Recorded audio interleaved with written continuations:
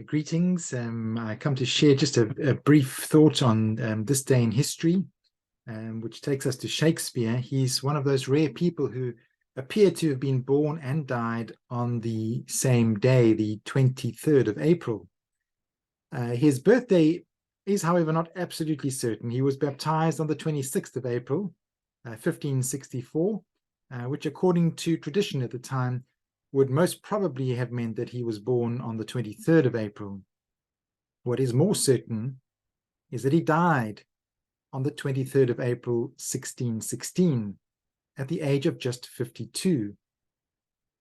William Shakespeare is often referred to as the greatest writer in the English language and perhaps the world's greatest dramatist. During his lifetime, he wrote around 37 plays for the theatre and over 150 poems. Interestingly, Shakespeare never attended university.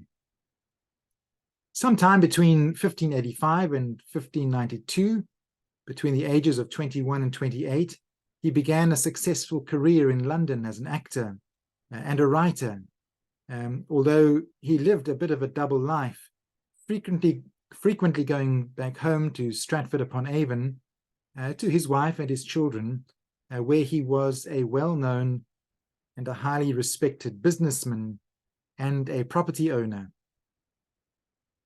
In his writings, he has perhaps had more influence on the English language than any other person, making up some of the most well-known phrases in English that are still used today. Phrases such as melted into thin air, or a wild goose chase, or I haven't slept a wink, and break the ice. Interestingly, like us today, he survived the pandemic, the bubonic plague, but in his case, he did it without the help of a vaccine. But very sadly, his son Hamnet died of the plague at the age of just 11. And this affected William's writing, and themes like disease and death and grief began to run through many of his plays. It would seem likely that Shakespeare named his most tragic character, Hamlet, after his son.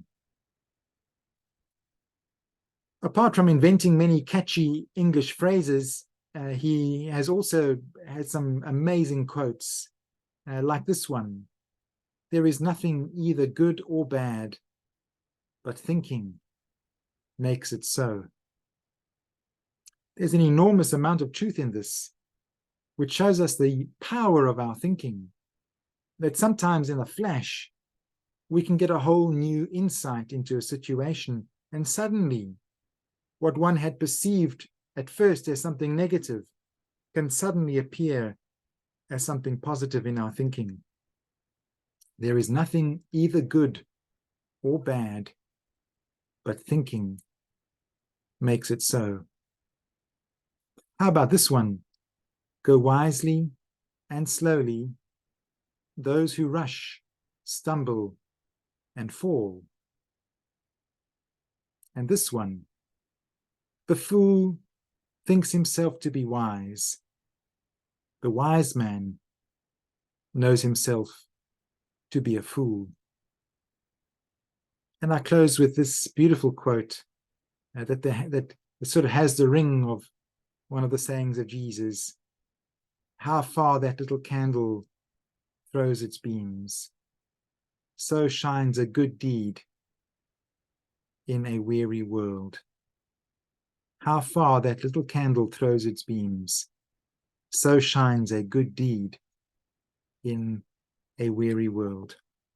May God bless you as you ponder on some of these things.